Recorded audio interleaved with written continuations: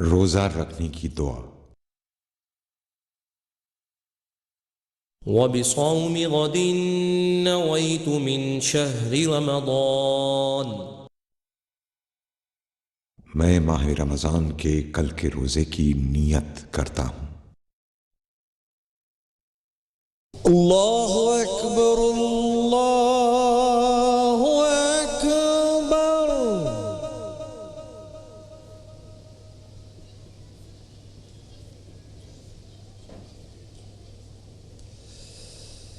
اللہ اکبر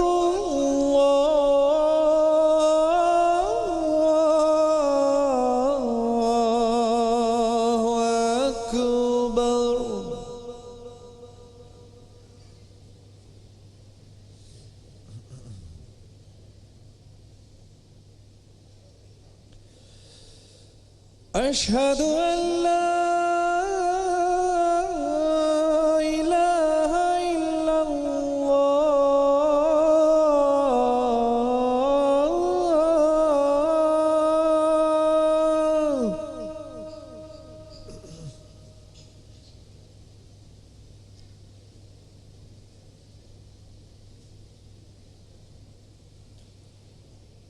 أشهد أن لا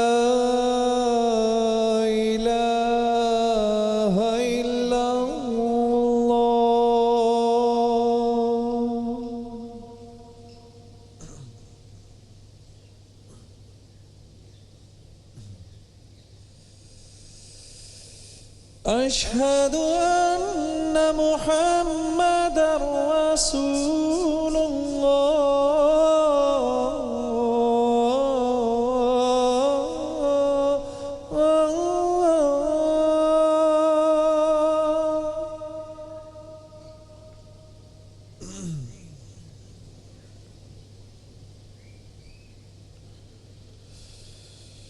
أشهد أن محمدًا رسول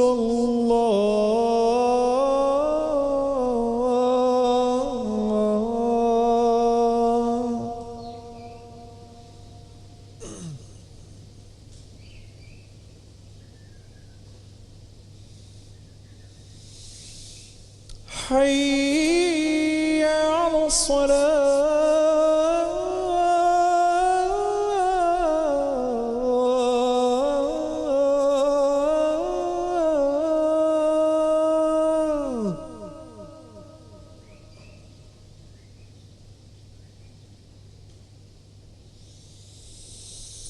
حي على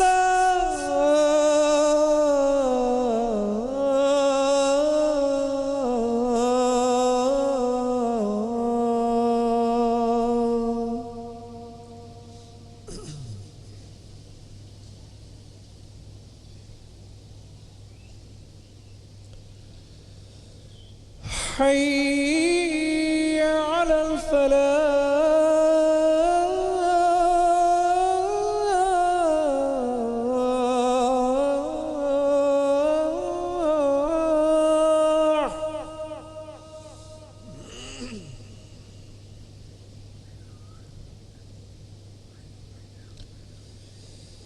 حي على الفلاح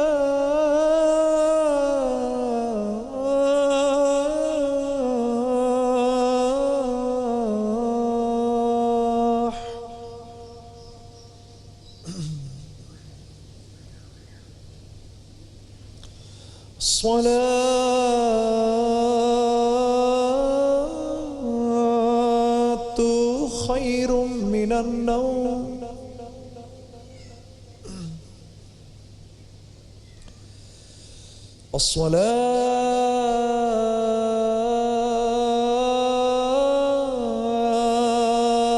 الصلاة خير من النوم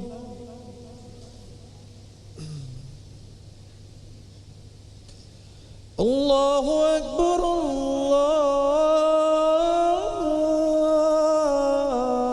الله أكبر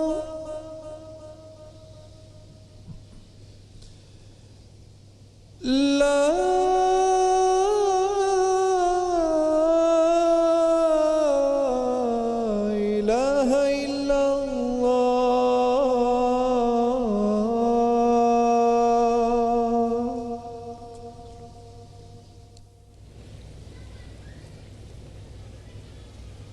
اللهم رب هذه الدعوة التامة والصلاة القائمة آت محمد الوسيلة والفضيلة وابعثه مقاما محمودا الذي وعدته والدرجة الرفيعة إنك لا تخلف الميعاد وصلى الله تعالى على خير خلقه محمد وآلہ واصحابہ اجمعین۔ میرے بھائیوں اور بہنوں، اذان کے بعد دعا مانگا کریں کہ اذان کے بعد دعا قبول ہوتی ہے۔ یہ مکمل دعوت کا بول ہے، اور نبی کریم صلی اللہ علیہ وسلم نے اپنی امت کو یہ حکم فرمایا ہے کہ اذان کے بعد ان کے لیے مقام محمود کی دعا کی جائے۔ اسی لیے ہم اذان کے بعد دعا کرتے ہیں۔ اور اللہ کو جو دعا سب سے زیادہ پسند ہے وہ یہ ہے کہ بندہ اللہ سے عافیت کی دعا مانگے۔ اللہم انی اسألک العفو والعافیۃ فی الدنیا والآخرہ، اللہم انا نسألک والعافیۃ فی الدنیا والآخرہ، اللہم انی اسألک العفو والعافیۃ فی الدنیا والآخرہ برحمتک یا ارحم الراحمین۔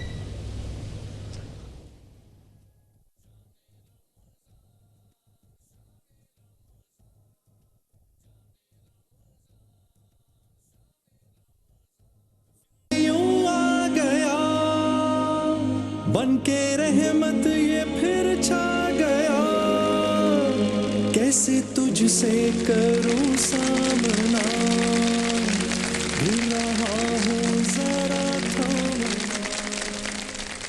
یہ کیمرہ ادھر لے کے جاؤ، ادھر لے کے جاؤ۔ یہ کیا ہے بھائی؟ اتنے سارے انعام، یہ ادھر نہیں یار، نیچے۔ ہاں یہ کیا؟ یہ آدھے آپ لوگ کے انعامات ایک آدمی نے اپنے قبضے میں ابھی سے لے لیے ہیں۔ ایک آدمی یہاں مہینے بھر کا راشن لے کے بیٹھے ہوئے ایک صاحب۔ یہ کیا ہے بھائی؟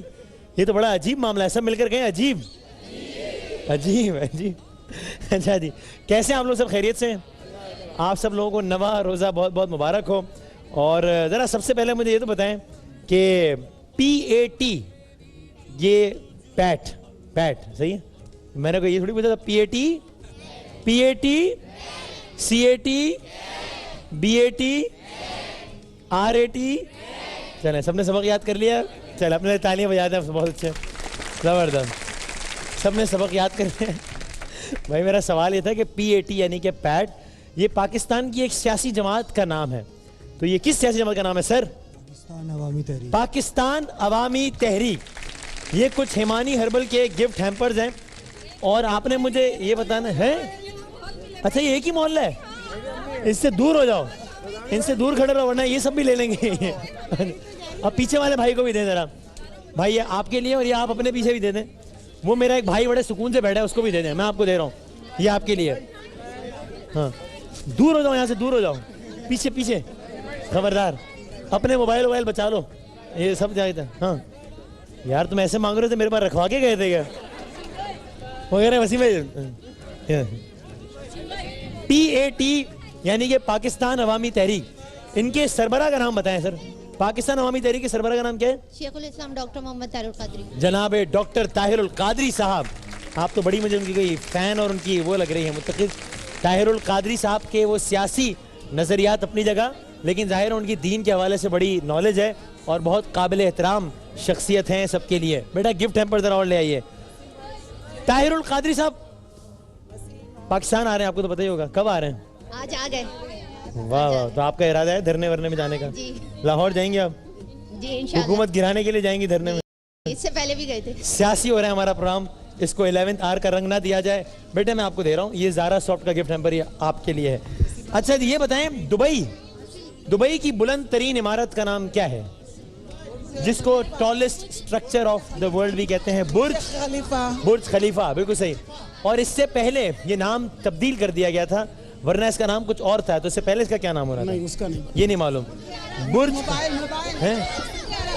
برج عرب نہیں، برج العرب تو نہیں، گفٹ تو آپ کو ہم دیں گے ہیمانی ہربل کا۔ برج العرب تو دبئی میں واقع ایک ہوٹل کا نام ہے، ایک بہت 5 اسٹار بڑے ہوٹل کا نام ہے۔ برج خلیفہ کا پہلا نام، موبائل ابھی میرا وہاں پڑا ہوا ہے، موبائل دے دو اپنا۔ اچھا برج دبئی کس نے بولا؟ برج خلیفہ کا نام پہلے پڑھنا تھا Burj Dubai. You are welcome sir, اوپر آ رہا ہوں میں۔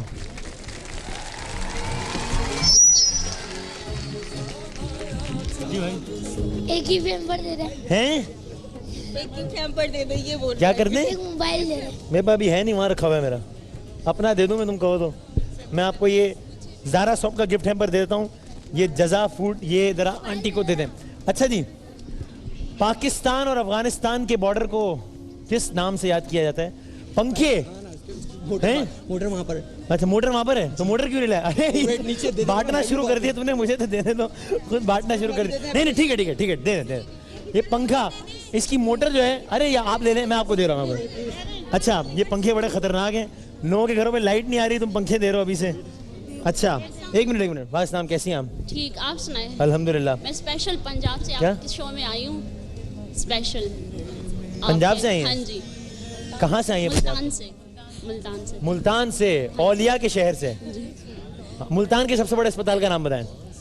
اچھا وائٹ فین دیے ہیں بھائی ہم نے آپ کو. نشتر ہاسپٹل. لائٹ بھی تو آئے ساتھ میں ہے. نشتر ہاسپٹل. ملتان کے سب سے بڑے اسپتال کا نام ہے نشتر اسپتال ملتان.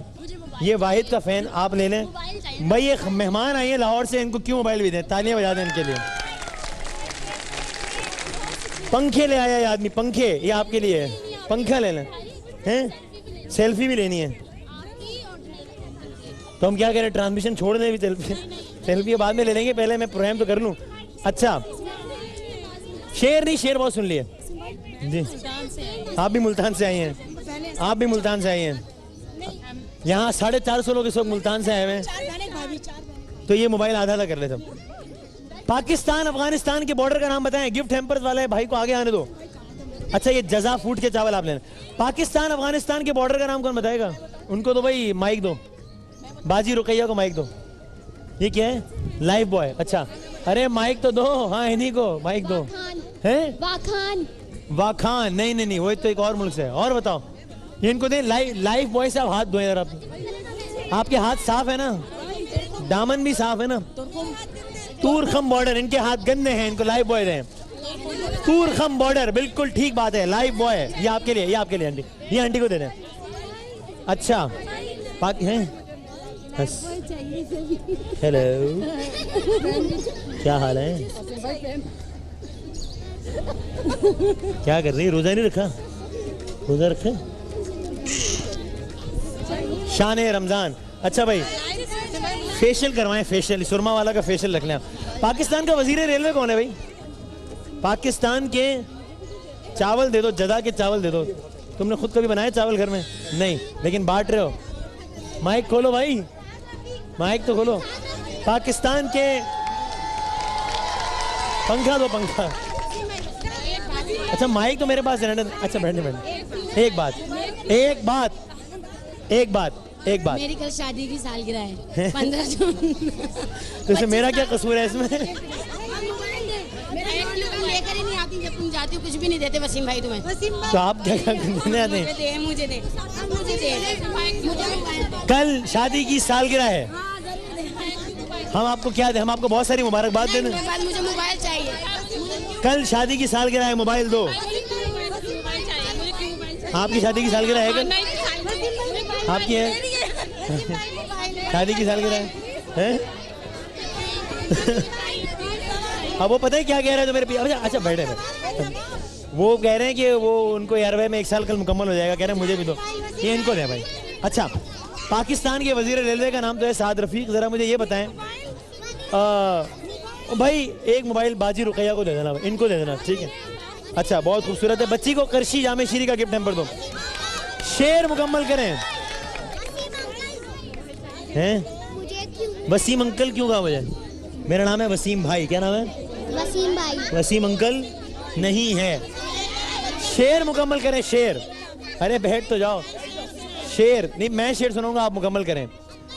انہی پتھروں پہ چل کر اگر آ سکو تو آؤ. یہ شیر مکمل کر. ان کو دیں مائک دیں. انہی پتھروں پہ چل کے اگر آ سکو تو آؤ, میرے گھر کے راستے میں کوئی کہکشاں نہیں. میرے گھر کے راستے میں کرشی بھی دے دیں اور جزا فوڈ بھی دے دیں. یہ شیر کس کا ہے؟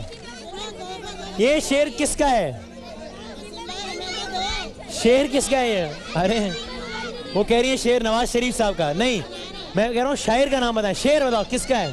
غالب. غالب کا نہیں ہے, اقبال کا بھی نہیں ہے, میرا بھی نہیں ہے, آپ کا بھی نہیں ہے.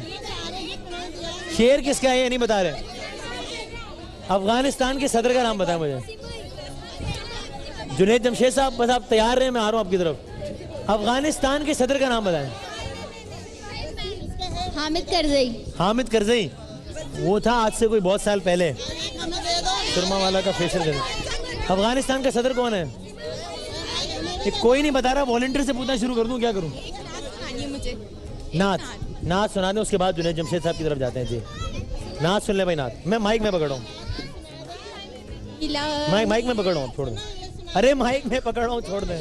الہی تیری چوکھٹ پر بھکاری بن کر آئی ہوں, سراپا خاک ہوں, عجز و ندامت ساتھ لائی. چلیں یہ سب مل کر کہہ دیں جزاک اللہ, اور کرشی کا گفٹ ہیمبر انہیں دے دیں تاکہ میں جاؤں جنید جمشید صاحب کے پاس.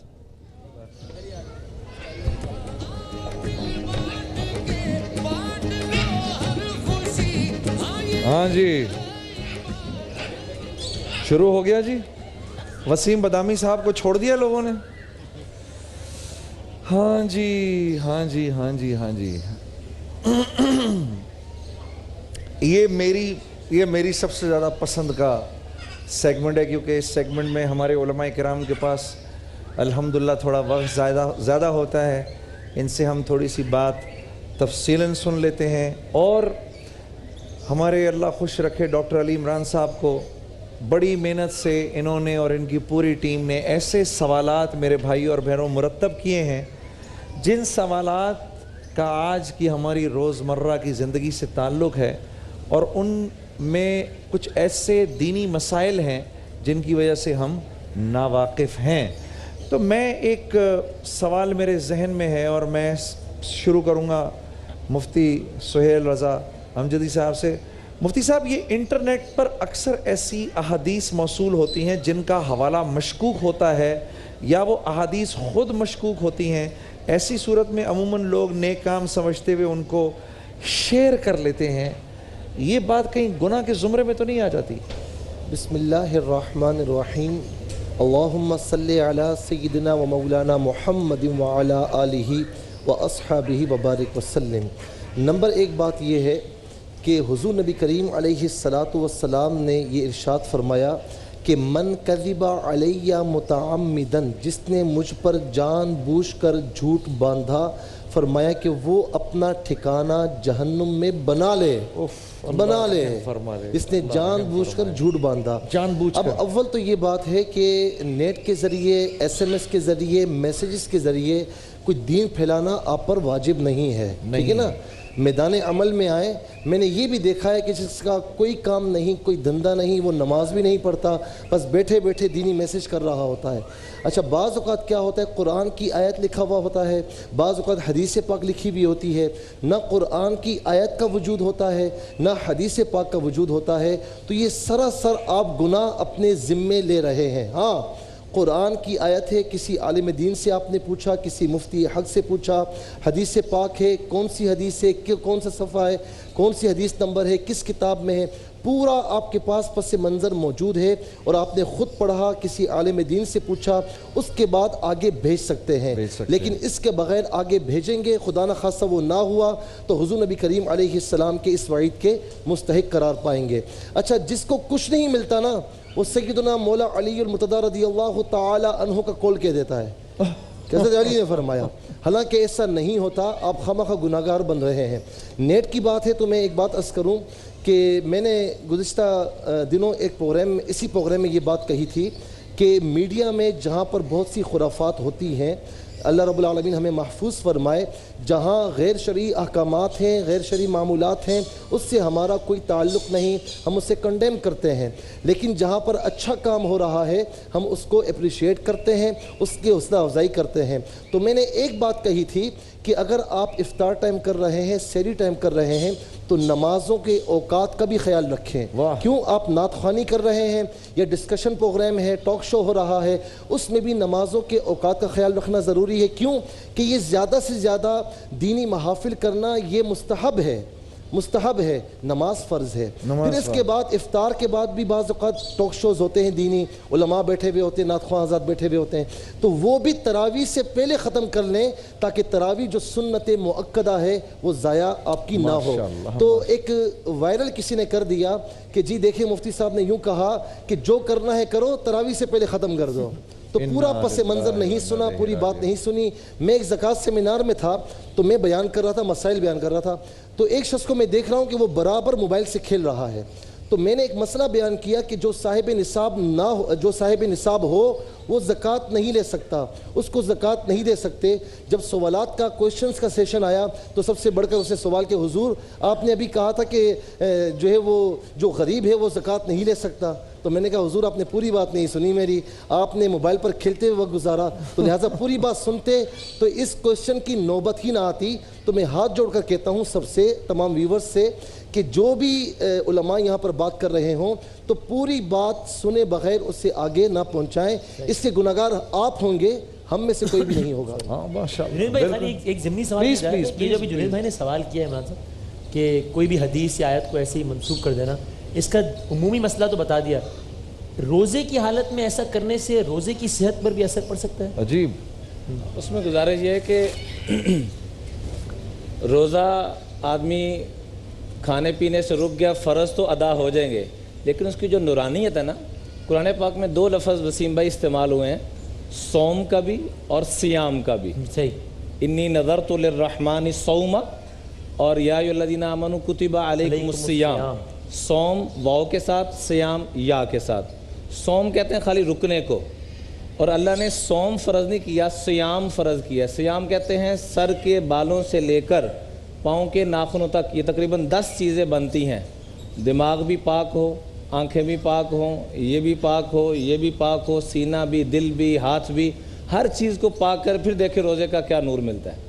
اچھا، فقہ جعفریہ کے اعتبار سے ہم یہ گزارش کر دیں، جب مفتی صاحب بیان کر رہے تھے اسی وقت ہم سوچ رہے تھے کہ اس بات کو ہم ایڈ کر دیں گے، وہ یہ کہ جو مبتلات روزہ ہے جن سے روزہ باطل ہو جاتا ہے، ان میں کھانا پینا تو ہے ہی، اور بھی کچھ باتیں، اس میں ایک چیز یہ بھی ہے، یعنی اس کا تعلق رمضان سے بن جائے گا پھر، کہ اگر کوئی اللہ اور اس کے رسول اور معصومین علیہ السلام پر جھوٹ منسوب کر دے تو اس کا روزہ باطل ہو جائے گا۔ یعنی فقط یہ نہیں کہ اس کی نورانیت ختم ہو جائے گی، روحانیت ختم ہو جائے گی، باقاعدہ اس کو اس کی قضا کرنی پڑے گی اور کفارہ دینا پڑے گا اگر اس نے جان بوجھ کے عمدن یہ کام کیا ہے تو۔ ایسا کام انجانے میں اگر کر دے، اگر انجانے میں اس نے کام کیا ہے، اسے پتہ ہی، یعنی وہ یہ سمجھ رہا تھا کہ یہ حدیث ہے، بالکل اسے یہ یقین تھا کہ یہ حدیث ہے اور اس طرح سے منقول ہے، اور پھر اس کے بعد اس نے آگے بھیج دی، اس کے بعد پتہ چلا کہ نہیں جناب یہ ایسا نہیں تھا، تب تو وہ معاملہ روزے کو بطلان تک نہیں لے جائے گا۔ لیکن اگر شک تھا یا پتہ نہیں تھا، بس ویسے ہی، تو ایسی صورت میں اگر وہ غلط نکلا معاملہ تو وہ روزہ باطل ہو جائے گا، چاہے وہ زبان سے کوئی کہہ رہا ہے یا وہ لکھ کر اس کا اظہار کر رہا ہے۔ ایسی صورت میں روزے کے عالم میں تو خاص طور پر بہت احتیاط کرنی چاہیے۔ اور جناب عالی، اگر آپ کو حدیث کا کانٹیکسٹ نہیں پتہ تو چاہے وہ حدیث کا ریفرنس ٹھیک بھی ہو سکتا ہے کہ وہ ایک جملہ آپ کو اس پورے کانٹیکسٹ کو نہ سمجھا پا رہا ہو، تو جب تک آپ اس کو پورا نہ سمجھ لیں، اس کا احاطہ نہ کر لیں، اس قسم کی چیزوں کو آگے فارورڈ کرنا، خود حضرت علی علیہ السلام کے حوالے سے بہت سارے اقوال نقل کر دیے۔ میں اصل میں ابھی آپ سے یہی پوچھنے والا تھا اپنا کمیل بھائی، کہ یہ سیدنا علی کرم اللہ وجہہ کے نام سے اتنی زیادہ ایک بھرمار ہے ان کے اقوال کی، تو میں یہ واقعی آپ حضرات سے، کیونکہ میں یہ سمجھتا ہوں کہ آپ کی اس میں بڑی ڈیپ ایک سٹڈی ہوگی، اور اچھا اگر ان سے متعلق اگر اچھی بات لکھی ہے تو وہ کیا ہم ایکسیپٹ کریں اور اس کو وہ کریں؟ ہمیں پتہ نہیں ہے کہ وہ اقوال ان کے ہیں کہ نہیں ہیں۔ جی، اصل میں اس کی شاید وجہ یہ ہے کہ چونکہ ان کی ذات حکمتوں کا خزانہ تھی اور واقعاً ان سے بے شمار حکمتیں ظاہر بھی ہوئی ہیں نہج البلاغہ میں، تو اب یہ ہوا کہ کوئی بھی ایک ایسی اچھی بات کہ جو ہمیں محسوس ہو گئی کہ یہ تو بہت اچھی لگ رہی ہے، تو وہ ہم نے اس کو شیئر کر دیا اور آگے فارورڈ کر دیا اور لکھ دیا کہ جناب یہ حضرت علی سے منسوب ہوگی، چونکہ جہاں کوئی چیز ہوتی ہے تو پھر وہیں سے ایک چیز نسبت دی جاتی ہے نا، یعنی چونکہ حکمت تھی وہاں پر اور وزڈم تھا وہاں پر اور ان کے اقوال واقعاً جو تھے وہ ایسے تھے، تو لوگ اس کو ایکسیپٹ جلدی کریں گے۔ اس کے بعد انہوں نے کیا کیا کہ اس کو آگے بڑھا کر پھر اور بھی چیزیں کو لکھنا اس میں شروع کر دی کہ جو بہت ساری تقریباً اس میں بہت ساری غلط ہوتی ہیں، اس کا جی اس کا وجود نہیں ہوتا۔ بہتر یہ ہے کہ نہج البلاغہ کا مطالعہ کیا جائے کہ جو ایک بڑی معروف کتاب ہے، اور اس میں کلمات قصار، اس کے 3 پورشنز ہیں. میں ناظرین کی گزارش کرتا ہوں، پہلے میں خطبات ہیں ان کے جس میں توحید کا بیان ہے، رسالت کا بیان ہے، دوسرے میں خطوط ہے جو انہوں نے اپنے زمانے میں لکھے، اور تیسرے میں کلمات قصار، شارٹ سینٹنسز. وہ کلمات قصار وہ ہیں کہ جو ان کی طرف منسوب ہیں، اور اس میں دیکھیں وہ کلمات قصار میں ناظرین سے ضرور کہوں گا کہ وہ ضرور پڑھیں، انٹرنیٹ پر بھی اویلیبل ہیں، اور 1 لائنر. لیکن آپ کو ایسا لگے گا کہ جیسے ایک انسان اپنی 30-40 سال کی زندگی میں جس تجربے تک پہنچتا ہے نا، وہ علیہ السلام نے ایک جملے میں اسے بیان فرما دیا. خود ابھی یہ جو بات ہو رہی ہے مثلا انہوں نے فرمایا کہ علم کے شرف کے لیے اتنا ہی کافی ہے کہ اس کا نہ رکھنے والا بھی اس کا دعویٰ کرتا ہے. عجیب ایک جملہ ہے، آپ غور فرمائیے. آج کے ہمارے اس پورے سوسائٹی کو اس نے گھیرا ہوا ہے، اس ایک جملے نے احاطہ کیا ہوا ہے کہ جو ہر ایرا غیرہ بس آ کے اپنے آپ کو علامہ مولانا کہہ کے وہ بات شروع. تو علم کے شرف کے لیے اتنا ہی کافی ہے کہ اس کا نہ رکھنے والا بھی اس کا دعویٰ کرتا ہے، اور اگر اسے کسی کی طرف منسوب کر دیا جائے تو وہ خوش ہو جاتا ہے. یعنی اگر آپ کسی کو کہہ دیں تو اس قسم کے اقوال تو ان کے یقیناً ہیں، اور بھی بہت سارے ہیں. لیکن پھر ہم کئی مرتبہ حتیٰ یعنی نعوذ باللہ من ذالک محبتوں کے بارے میں ایسے اقوال بنا کر آگے پیچھے کر کے پیش کر دیے جاتے ہیں کہ دل کی محبت یہ اور زبان کی محبت، نیچے نعوذ باللہ لکھا ہوا ہے حضرت علی کرم اللہ وجہہ. بلکہ آپ کی اس بات سے میں عوام سے اور جو دیکھنے والے ان سے میں یہ بات کہوں گا، یہ میں آپ کو اپنی زندگی کا تجربہ بتا رہا ہوں کہ جب آپ ان حضرات گرامی کا، سیدنا علی کرم اللہ وجہہ تو شمس العلماء تھے، مطلب میرا مطلب ہے کہ کیا وہ درجہ ہوگا، انا مدینہ العلم وعلی بابها، علم کا شہر ہوں، علی کا دروازہ ہوں فرمایا. تو میرا مطلب ہے کہ ان کے اقوال اور صحابہ کرام کے اقوال اور جو یہ بزرگ حضرات ہیں جو جنہوں نے نبی کریم صلی اللہ علیہ وسلم کی صحبت دیکھی، اگر آپ ان پر غور کریں گے، یہ میں آپ کو اپنا ایک تجربہ لائف کا بتا رہا ہوں، جب آپ ان کے اقوال پر غور کریں گے تو آپ کو اس بات کا احساس ہوگا کہ زمانے کے فلاسفرز تو کچھ بھی نہیں جانتے ان حضرات کے مقابلے میں. کوئی شک نہیں. یہ دیکھیں، یہ علماء کہہ رہے ہیں اس بات کو.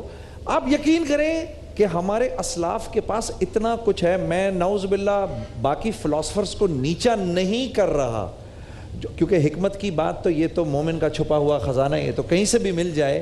لیکن ان حضرات سے جو علم پھوٹا ہے، جو اللہ رب العزت نے جو ان کو اپنے علم سے علم دیا ہے اور اپنے حلم سے حلم جو اللہ نے ان کو دیا ہے، اگر آپ ان حضرات کی باتوں کو سنیں تو کیونکہ ان حضرات کی زندگی میں یہ جو بات بولتے تھے اس پر عمل بھی کر کے دکھاتے تھے، جو کہ نور علی نور ہے، تو آپ ریئلائز کریں گے کہ دنیا کا سارا فلسفہ ایک طرف، ان حضرات کے اقوال بلکہ ایک طرف. میں ایک بات عرض کرنا چاہوں گا، رمضان سے پہلے آپ کو بھی SMS آیا ہوگا، مجھے بھی آیا. ربیع الاول میں خاص طور پر آتا ہے کہ جس نے سب سے پہلے ربیع الاول کی خبر دی اللہ تعالیٰ اس کو جنت میں داخل فرمائے گا. یہ آیا تھا. جس نے سب سے پہلے ماہ رمضان کی خبر دی اللہ تعالیٰ اسے جنت میں داخلہ فرمائے گا. میں نے کئی احادیث پڑھی، سیاستہ پڑھی، مجھے اس میں کوئی ایسی حدیث نہیں ملی. اپنے اساتذہ سے پوچھا، ایسی کوئی حدیث نہیں ہے. تو لہٰذا گناہگار ہونے کے بجائے اور SMS میں اپنا وقت ضائع کرنے کے بجائے قرآن کی تلاوت ہی کر لیں، کتنی اچھی بات. بہت اچھے مفتی صاحب، بہت اچھے. ستم بالائے ستم یہ ہے کہ ایسا SMS لکھتے ہیں اور اس کے بعد نیچے لکھتے ہیں کہ شیطان یقیناً آپ کو فارورڈ کرنے سے روکے گا. بالکل آپ کو روکے گا، لیکن آپ کو شیطان کا مقابلہ کرنا، اور 10 لوگوں کو اگر آپ فارورڈ کرتے ہیں تو آپ کی زندگی میں 2 گھنٹے بعد یہ ہو جائے گا. دھمکی آمیز ہوتا ہے کہ وہ محمد حسین نے یہ نہیں کیا اور اس کا خدا نخواستہ بیٹے کے ساتھ یہ ہو گیا. یہ ساری خرافات ہے. میں ذات ناظرین سے کہوں گا یہ سب کچھ خرافات ہے کہ آپ نے 10 لوگوں کو غور سے سنو بھائی اس بات کو. بالکل اس کا حقیقت سے کوئی تعلق نہیں. اور وہ اللہ سبحانہ و تعالیٰ کے جس کی رحمت عمومی ہے، یعنی وہ جیسے موسیٰ کو رزق دے رہا ہے ویسے ہی فرعون کو بھی اس نے رزق دیا تھا. اس نے رزق بند نہیں کیا تھا. وہ کہ جو ابراہیم علیہ السلام کو نواز رہا تھا دنیا کی حد تک کم از کم، اس نے نمرود پر بھی اپنا رزق بند نہیں کیا تھا. تو کیا وہ اللہ سبحانہ، وہ مشہور واقعہ نا، حضرت ابراہیم علیہ السلام تشریف فرما تھے، ایک شخص آ گیا، کہا کھانا کھا لے بسم اللہ. اس نے کہا میں بسم اللہ تو پڑھتا ہی نہیں. کہا اٹھ جاؤ. اٹھ جاؤ، تم بسم اللہ نہیں پڑھتے، میرے دسترخوان پر کیوں ہو؟ تو اللہ سبحانہ و تعالیٰ نے وہی فرمائی کہ ابراہیم اب تک اس نے 60 برس تک بسم اللہ نہیں پڑھا تھا اور میں اسے کھلا رہا تھا، میرے پاس ایک مرتبہ آ کے بیٹھا. تو وہ اللہ سبحانہ و تعالیٰ جتنا کریم ہے وہ آپ کو 10 لوگوں کو فارورڈ نہ کرنے پر آپ کے بچے کو مار دے گا نعوذ باللہ، اور آپ کے گھر کو جلا دے گا. کیا تماشا بنا. فیس بک، SMS، تمام اس طرح کی چیزوں پہ بعض اوقات مقدس ہستیوں کے بارے میں کہا جاتا ہے کہ وہ میرے خواب میں آئے، انہوں نے فرمایا اور جس نے اس کو آگے کیا تو وہ فلاح یاب ہو جائے گا، جس نے آگے نہیں پہنچایا وہ ناکام ہو جائے گا، بہت بڑی مصیبت پہنچے گی. یہ ساری خرافات ہیں. یعنی مطلب مسلمان کا جزائے خیر دے، اسلام کا کوئی تعلق نہیں ہے اس سے. مفتی صاحب اللہ آپ کو جزائے خیر دے. یہ کہنے کہ میں بلکہ میں نے ایک دفعہ یہ بات کسی کو کہہ بھی دی تھی، لوگ بڑے ناراض ہوئے تھے. میں یہ نہیں کہہ رہا کہ خواب میں اللہ والے نہیں آتے. نہیں سنیں جی، حضور نبی کریم علیہ السلام کا خواب میں تشریف لانا، یہ تو صحابہ کا خواب میں آنا، آل بیت اطہار، یہ تو بڑی خوش نصیبی کی بات ہے. اور جس کو خواب میں آتے ہیں نا، یہ دولت ہے، وہ کسی کو بتاتا نہیں ہے. بالکل بالکل بالکل. یہ خوابوں سے بھائی نکل آؤ اللہ کے واسطے، اور جو ہے وہ زندگی کے اندر اپنی زندگی میں گزارو. دین کو سیکھو. دین بہت آسان ہے، بہت آسان ہے. اور جو اچھا، اور دین پہ چلنے کی ایک مزے کی بات میں یہ بتا دوں کہ زندگی سے جو بھی عمل دین کا نکلا ہوا ہے، جس دن آپ اس پر عمل کرنا شروع کریں گے، اگر مزہ نہ آیا تو پیسے واپس. یہ مزہ ہے دین پہ چلنے کا کہ جو ایک مرتبہ محمد مصطفیٰ کی زندگی پر چلتا ہے صلی اللہ علیہ وسلم، پھر وہ اس عمل کو چھوڑ نہیں سکتا. خدا نہ خواستہ کسی نے خواب میں نہیں دیکھا اور غلط منسوب کیا، وہ بھی سخت گناہگار ہے، سخت گناہگار. اچھا، ساتھ میں ایک بات بھی کہ اس کا ایک دوسرا پہلو یوں بھی کہ ایک تو یہ کہ دین پر جو آپ عمل نہیں کر رہے، جب عمل کرنا شروع کریں گے تو خود بخود اس کی برکتیں، اثرات جو آپ نے بیان فرما دیا. دوسرا یہ کہ ایک وہ شے کہ جو دین کا حصہ نہیں ہے، اگر آپ اسے خامخواہ ڈیفینڈ کرنے کی کوشش کریں گے، جی ہاں، تو آپ نعوذ باللہ من ذالک دوسروں کو دین سے بدزن کر رہے ہوں گے. اس لیے کہ وہ ڈیفینڈیبل بات ہی نہیں ہے. وہ ڈیفینڈیبل بات ہی آپ خامخواہ اسے اللہ رسول کے نام پہ ڈیفینڈ کرنے کی کوشش کر رہے ہیں، تو جو سامنے جو لاجک ہے وہ آپ کی فیل ہو جائے گی، اور اس کے بعد سارا ملبہ وہ دین پر آ جائے گا. نعوذ باللہ کہ دین میں نعوذ باللہ یہ ویکنس تھی، یہ کمزوری تھی، نعوذ باللہ من ذالک. ایک عام انسان یہ سمجھتا ہے. تو وہ چیز کہ جو دین کا حصہ نہیں ہے اسے ڈیفینڈ کرنے کی کوشش نہ کیجئے خدا را. وہ آپ دین کو کوئی فائدہ نہیں پہنچا رہے، اسے دین کو نقصان پہنچا رہے ہیں. یہ وہی والی بات ہے. ہماری نانی مرحومہ اللہ ان کو خوش رکھے بالکل ٹھیک تھی، لیکن ڈاکٹروں کے بغیر ان کا گزارا نہیں تھا. اگر کوئی ڈاکٹر ان کو آ کر کہہ دیتا نا کہ امی جان آپ بالکل ٹھیک ہیں، تو کہتی تھی ہے دفع کرو، یہ ڈاکٹر ٹھیک نہیں ہے، اس کو آتا ہی کچھ نہیں. جو ڈاکٹر ان کو 4 دوائیاں جب تک لکھ کے نہ دے، اس وقت تک وہ اس کو ڈاکٹر ہی نہیں مانتی تھی. آج بھی امت کا یہی حال ہو گیا. بھائی آپ اللہ کے نبی نے اتنی آسان باتیں کہی ہیں، وہ آسان باتیں جو ہیں وہ ہمارا سننے کو دل نہیں کرتا، اور پیچیدہ باتیں جو ہیں ان کو دین بنا کر اور وہ ڈھنڈورا پیٹنا ان کا. بہت اچھی بات آپ نے کہی. شیخ عبد القادر جیلانی رحمۃ اللہ تعالی علیہ، المعروف غوث اعظم رحمۃ اللہ تعالی علیہ، ان کے پاس ان کا مرید آیا اور کہا حضور ایک اللہ کا ولی دیکھا جو اوپر ہوا میں اڑ رہا تھا. کہا اچھا یہ کون سی بڑی بات ہے، پرندے بھی ہوا میں اڑتے ہیں، عجیب. کہا نہیں حضور، اس نے آ کر نیچے مٹی پر نماز پڑھی. بولا ہاں یہ بات کرو، آؤ دیدار کرتے ہیں اس کا. دیدار کرنے کے لیے جب وہاں پر گئے تو مٹی میں عام طور پر جو سجدہ کیا جاتا ہے نشانات ثبت ہو جاتے ہیں. ٹھیک، سجدے کے نشانات صحیح نہ تھے. فرمایا کہ تو نے میرا وقت بھی برباد کیا، اپنا وقت بھی برباد کیا. جس کو اللہ کی بارگاہ میں صحیح سجدہ کرنا نہ آئے تو وہ اللہ کا ولی ہو ہی نہیں سکتا. عجیب عجیب عجیب. اللہ آپ حضرات کو جزائے خیر دے. جی دیکھو بات سے بات نکلی، کتنی زبردست بات ہے. جناب مولوی عمران بشیر صاحب، آپ کی باری ہے اب. تو سوال آیا ہے جی، عورتوں کو دیکھنے کے معاملے میں مردوں کو نظر نیچی رکھنے کا حکم ہے، کیا یہ حکم عورتوں پر بھی اسی طرح لاگو ہوتا ہے؟ کیا خوبصورت سوال ہے جی، ماشاءاللہ. قرآن پاک میں نماز، روزہ، زکوٰۃ، حج جو دین کی بنیادی فرائض ہیں وسیم بھائی، ان کا اس میں اللہ نے مردوں کو حکم دیا. اقیم الصلاۃ، یہ مذکر کا صیغہ ہے. آتوا الزکاۃ ورکعوا واسجدوا، عورتیں ضمناً بیچ میں شامل ہیں، عورتوں کو علیحدہ سے حکم نہیں. لیکن جب نظریں نیچے کرنے کی باری آئی تو سورۃ النور میں اللہ کیا فرماتے ہیں؟ قل للمؤمنین یغضوا من ابصارہم ویحفظوا فروجہم وقل للمؤمنات یغضضن من ابصارہن. اے ایمان والو مردو تم بھی نظریں نیچے رکھو، اے ایمان والی عورتوں تم بھی نظریں نیچے رکھو. حالانکہ یہاں بھی وہی اسلوب اپنایا جا سکتا تھا، لیکن اس امر کی اہمیت کو اجاگر کرنے کے لیے یہی سوال نبی کریم صلی اللہ علیہ وسلم نے صحابہ سے پوچھا کہ عورت کا سب سے اونچا عمل اور افضل عمل کون سا ہے؟ ای العمل للمرأة افضل. تو صحابہ نے مختلف جواب دیے. آپ سب کے بارے میں یہ جواب دیتے رہے، حسن وما ہوا بہ، حسنۃ وما ہی بہا. تو جناب کیا مطلب اس بات کہ یہ بہت اونچا عمل ہے، لیکن میری بات کا یہ جواب نہیں. مختلف جوابوں کے اوپر نا مختلف اعمال بتائے گئے. ٹھیک. پھر حضرت علی المرتضیٰ رضی اللہ تعالیٰ عنہ شیر خدا گھر تشریف لے گئے. ہماری امی جان اماں فاطمہ سے جا کے پوچھا کہ کیا فاطمہ تو بتا تجھے تو ضرور پتہ ہوگا. تو امی جان نے آگے سے جواب دیا اللہ یراہ الرجل و اللہ ترا. اور جب یہ جواب آ کے دیا تو نبی کریم صلی اللہ علیہ وسلم مسکرائے اور فرمایا یہ جواب میری بیٹی ہی دے سکتی ہے. اللہ جواب کیا تھا؟ اس کا ترجمہ یہ بنتا ہے اوہو کاش آج انگلش کا جملہ بولا جاتا ہے سب کو سمجھ آتی ہے اور اللہ کے محبوب کی زبان بولی جاتی ہے. چلو کوئی نہیں کمزور ہیں ہم بھی. اللہ ہمیں اس طرف بھی نسبت دے. ٹھیک ٹھیک ٹھیک. کیا جواب دیا؟ اللہ یراہ الرجل و اللہ ترا کہ عورت کا سب سے اونچا عمل یہ ہے کہ وہ اس کا چہرہ کوئی غیر مرد نہ دیکھے اور وہ پردہ کرتے ہوئے کسی مرد کو نہ دیکھے. یہ عورت کا سب سے اونچا عمل ہے. رک جائیے بس اب آپ ادھر رک جائیے یہاں پر اس سے پہلے کہ چیر پھاڑ شروع ہو. جی مفتی صاحب. بلکہ ام مکتوم رضی اللہ تعالی عنہ یہ اس سے بھی بڑھ کے نابینا تھے. حضور نبی کریم علیہ السلام کے کا شان اقدس میں تشریف لائے. ازواج مطہرات وہاں تشریف فرما تھیں تو آپ علیہ السلام نے فرمایا کہ آپ پردہ کریں. کہا یا رسول اللہ نابینا ہے یہ؟ تو فرمایا کہ وہ نابینا ہے تم تو نابینا نہیں ہو. حالانکہ ازواج مطہرات پاک صاف طیبات ہیں. امت کے عمل کے لیے فرمایا کہ جس طریقے سے مرد کو جائز نہیں کہ وہ عورت کی طرف نگاہ اٹھائے عورت کو بھی جائز نہیں کہ وہ بلا ضرورت اس طرح نگاہ اٹھائے. اچھا مجھے میرا ایک سوال ہے وسیم تمہارے پاس بھی تمہارے ذہن میں آ رہی ہے کوئی بات؟ نہیں آپ میرے ذہن میں وہ اس ہے کہ اگر وقت بچا تو اسکائپ والے بھائی نے جو 2 سوالات پوچھے تھے. ٹھیک. ایک سوال یہ آ رہا ہے میرے ذہن میں کہ ایک ہماری بہن ہے اچھی نیک اچھے خاندان سے اور ایسی کوئی بات بھی نہیں ہے. فرض کریے میں ایک سچویشن آپ کے سامنے رکھتا ہوں کیونکہ ایسی سچویشن آ سکتی ہے اور اس کے شوہر کا انتقال ہو گیا. جیسے ہمارے پاس آتی ہیں ٹھیک ہے اس کے 2 بچے ہیں. اب اس نے اپنے ان بچوں کو ریز کرنا ہے اور اب وہ کوئی جاب کرتی ہے. ظاہر سی بات ہے جہاں جا کے جاب کرتی ہے وہاں پر مرد حضرات بھی ہیں ٹھیک ہے.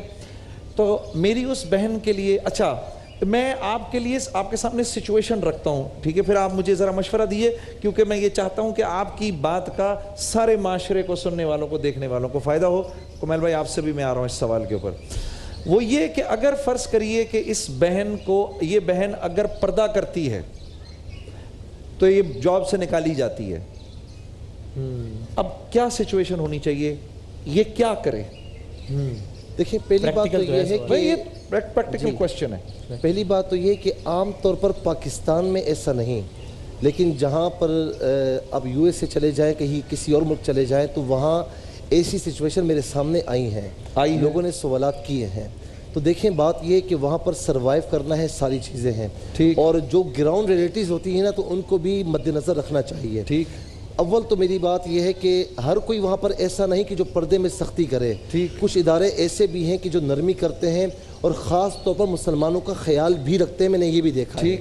اگر کہیں پر اتنی سختی ہے تو میری بہن کو چاہیے کہ جتنا ہو سکے اپنے آپ کو ڈھانپ لے جتنا ہو سکے ممکن جتنا ممکن ہو. جی ہاں ڈھانپ لے اور جتنی وہاں پر نوکری کر رہی کوشش کریں کہیں اور اپلائی کریں جہاں پر آسانی ہو. ٹھیک.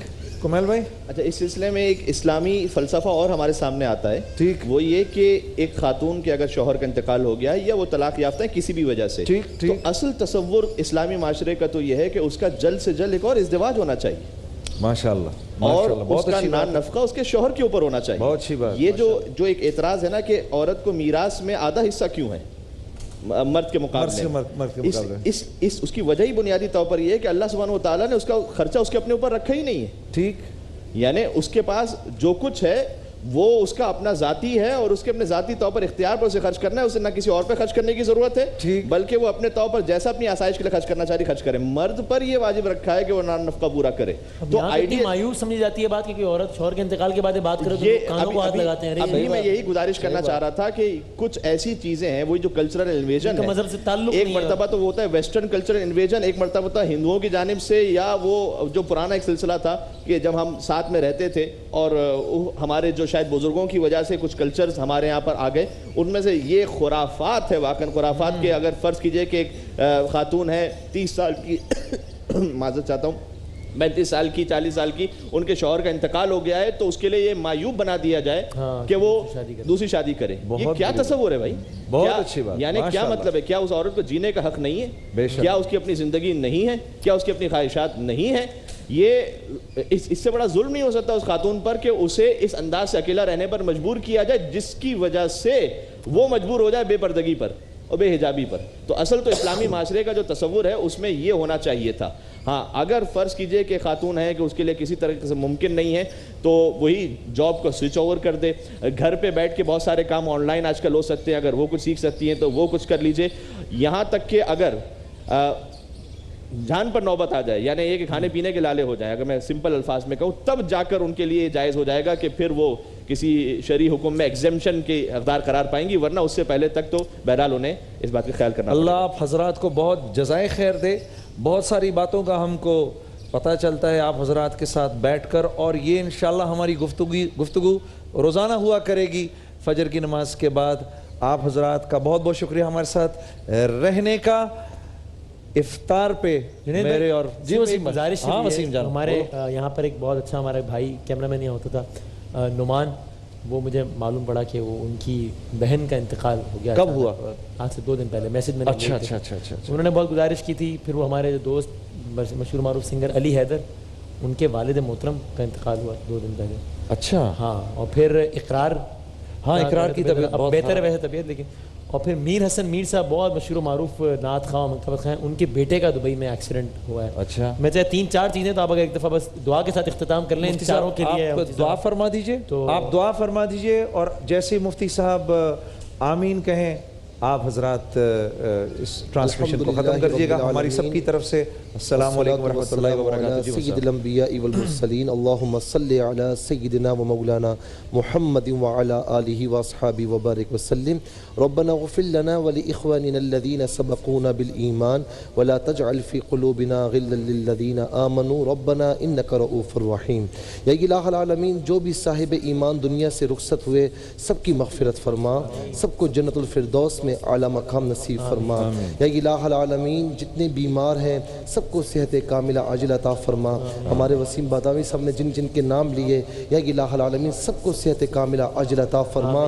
تمام امت مسلمہ میں سے جو ہمیں دیکھ رہے ہیں, جو یہاں پر حاضرین موجود ہیں, ان میں سے ان کے عزیز و اقربا میں سے جو بیمار ہیں تمام کو آج کی رات کا صدقہ, اس ماہ رمضان کا صدقہ شفائے کاملہ عاجلہ عطا فرما. وصلی اللہ تعالی علی خیر خلقی محمد و آلہ و صحبہ اجمعین برحمتک یا ارحم الراحمین. جزاک اللہ. ماہ رمضان یوں آ گیا بن کے رحمت یہ پھر چھا گیا, کیسے تجھ سے کروں سا